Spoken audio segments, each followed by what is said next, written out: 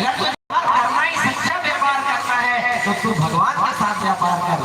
और कहें उसकी एक वाक्य ने उस आम रखवाले का जीवन बदल दिया और बहुत विष्णु बन करके वो भारत में एशिया महाद्वीप में घूम घूम करके बौद्ध धर्म का प्रचारक बना।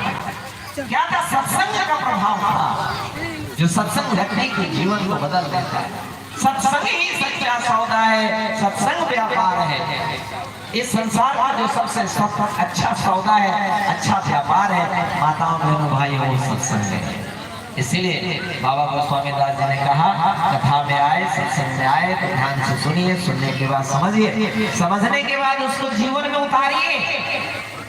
सुन लिया, समझ लिया तो काम नहीं चलेगा, उसको अपने जीवन में उतारना पड़ेगा। और माताओं बहनों भाइयों, जीवन में उतारना ही नहीं पड़ेगा, उस मार्ग पर चलना भी पड़ेगा।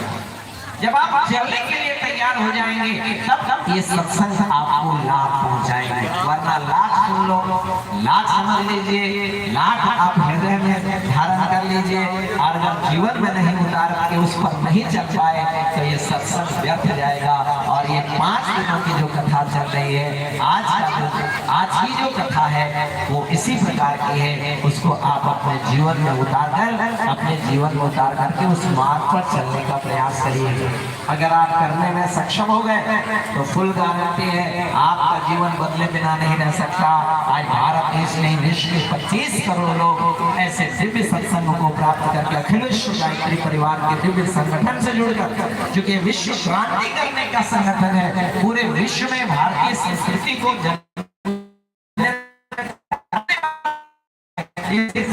पुण्य कमाने वाली सत्संग नहीं है, मोक्ष प्राप्त करने वाली सत्संग नहीं है। ये वो कथा नहीं है जो हम लोग सुनते हैं, भागवत सुनो, लाख पाप करो, भागवत करो, भागवत कराओ और पाप से मुक्त हो जाए। अगर भागवत कराने से पाप की मुक्ति हो जाती, पाप से मुक्ति छूट जाता, तो आज तो भारत देश में पूरे विश्व में जगह जगह रोज भागवत हो रहे हैं, तो फिर कष्ट नहीं होना चाहिए, फिर पाप तो बाबा सबसे बड़ा काम है जीवन को बदलने का। सत्संग आधार क्या? 3 का। एक है उपासना, बहुत बढ़िया से समझिए। क्या करना क्या है? उपासना। उपासना मतलब नजदीक बैठना, उप मतलब नजदीक, आसन मतलब बैठना। कौन किसके नजदीक बैठे? तो हम परमात्मा के संतान हैं, तो हमको 24 घंटे में 5 से 15 मिनट तक उस परमात्मा के नजदीक बैठना है और बैठ करके वार्ता करना है उसके साथ कि हम क्यों आए। इसी का नाम है उपासना। उसके नजदीक 15 मिनट बैठ करके उसके नाम का जप करना है, उपासना 5 से 15 मिनट। दूसरा काम क्या है? साधना। जब साधना करना है तो लोग कहते हैं हम साधना कर रहे हैं। बोले क्या साधना कर रहे हैं? जीवन देवता की आराधना साधना हर व्यक्ति को करना चाहिए। साहित्य कि हम अपने जीवन को कैसे साधें। तो कैसे सधेगा ये जीवन? इसको साधने का कौन कौन सा फॉर्मूला है? तो पहला फॉर्मूला है संयम। ध्यान से सुन के जाए। है संयम। तो संयम भी 4 प्रकार के हैं। संयम भी 4 प्रकार का। पहला संयम क्या है? आहार संयम, हमको अपने आहार को ठीक करना होगा। दूसरा संयम क्या है? समय का संयम।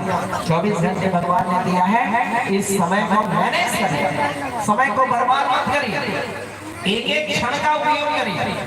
समय संयम।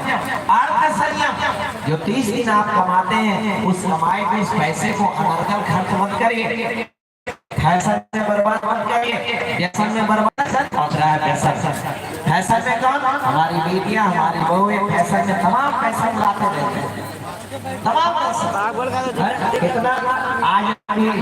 आज देखो हमारी बेटी लोग पीला साड़ी पहन के आए, सबका हाथ में पीला पीला नेल पॉलिश लगाए, कल लाल साड़ी पहन रही है, लाल सूट तक रिमूव। अब इसको उड़ाने के लिए पैसा खर्च करेंगे, इसको साफ करेंगे। आज इसका महंगा 250-300 का नेल पॉलिश लगा के आई और फिर 250-300 का रिमूवर लेकर के इसको कब रुपया से साफ करेंगे। उसके बाद कलर कहीं लाल रंग की अब लाल नेल पॉलिश लगाना शुरू करेंगे। तो ये क्या है? समाज ये अपने पैसे की बर्बादी। फैशन में पैसे को बर्बाद मत करिए। हमारे जवान लड़के व्यसन में पैसे को बर्बाद कर खर्च करें, नशा में पैसे